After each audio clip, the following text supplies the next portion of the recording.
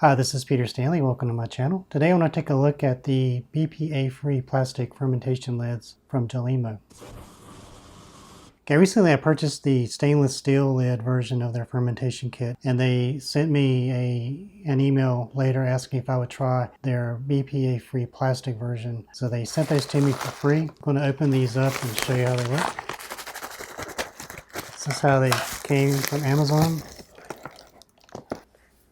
So this is what you get here.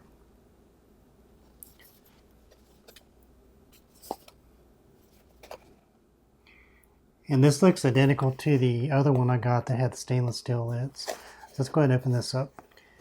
Okay. This is exactly how the others were packaged. There's a set of 4 lids with airlocks. So these are the airlocks. I'll assemble one here.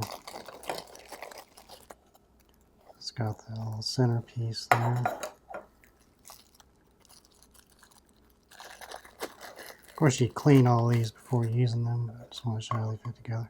So this will go on top like that. And you'd fill this up with water or like a bronze solution to about there. There's a lid that comes with it as well. Put that here just so these are the grommets.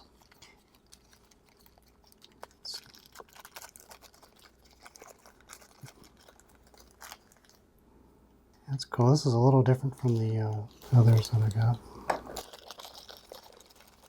Yeah, there's 2 more in there. So they give you 4 of these. It looks like they give you a pack of extra 4. And this was how my other one came. There was a different kind of grommet, but it came with 8, and there's 4 lids, so you get 4 extras. So this has 4 extras. These are the lids, and they're all different colors. Blue, orange. So the way these would work, the stainless steel lids had just round grommets, and these have little things to cap over, which is really cool. So you could basically these would pop in like this. And if you needed to remove the airlock, you could just close that, cover it up, which is cool. I'll show you how this works. Some literature that comes with it. It has some instructions on how this goes together. Some fermentation tips. It has these caps that are perforated so air can come out. Put this in the lid, put your bronze solution up to about there. Put that on top. So this would down like that.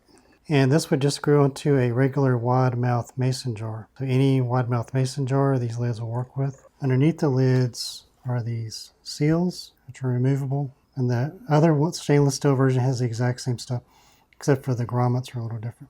So these go underneath, and this helps make an airtight seal when you lock this down onto your jar. Yeah, so that's a really nice system. I really like this, and you can make these yourself, but for what these cost, it's really cheaper for your time and knowing that it's right and have everything you need just to buy them, to me anyway. Like just for instance, just the holes in the lids. If you try to drill these out yourself, you're going to have uneven edges you need to clean out, especially if it's a metal lid. Difficult to do to get these perfect. Most of your jars are going to come with these seals underneath jar lids. So I think this is a really good value.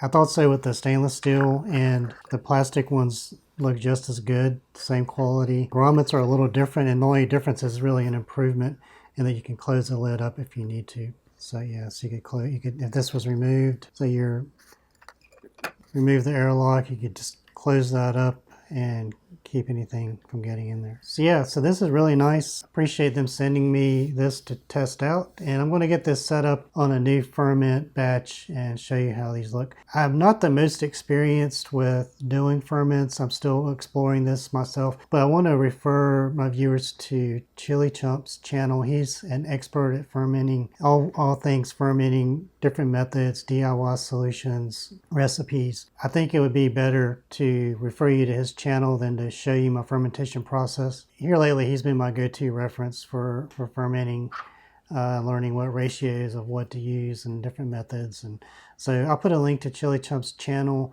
in the description, and you can learn more about fermenting. But highly recommend these lids. Like I say, I purchased their stainless steel lid version. Love them. I just processed a ferment using them yesterday, and I've got some more still going, and I'm going to get some of these going here soon. So I've got 3 jars set up with the Jilimo fermentation lids with the airlocks. And so what I've got is these are half-gallon jars, and this is a quart jar, wide mouth. So this is a mix of datil peppers and King Star Peach Starkist. And this is entirely King Star Lemon Starburst. This in the smaller jar is the Jay's Wago Scorpion cross with Moruga mixed with Kingstar Yellow, which is another King Star cross. So I'm going to let these go for about 3 weeks, maybe 4, then make a sauce with them. So this is a brine ferment. You can learn more about this on Chili Chump's channel, but basically it's 2.5% salt solution to make the brine. And what I do is I wash the peppers with fresh water and then chop them up and then pour the brine, pack them in the jars, pour the brine solution until it's covering them a little bit. Every day or two I'll shake these a little bit to make sure the brine covers the top of the peppers, because they tend to rise a little bit. Eventually they'll sink back down. You can see where they're already kind of coming up some. I set this up about 2 or 3 days ago, and I keep it in a dark place in the house. I brought it out just to shoot this, but I keep it in a dark area, and it's right around 65 to 70 degrees Fahrenheit. So it should be fine. So yeah, these Jilimo fermentation lids look really good. I don't anticipate any problems with them, but I just wanted to show how I'm using mine. And yeah, they look really good.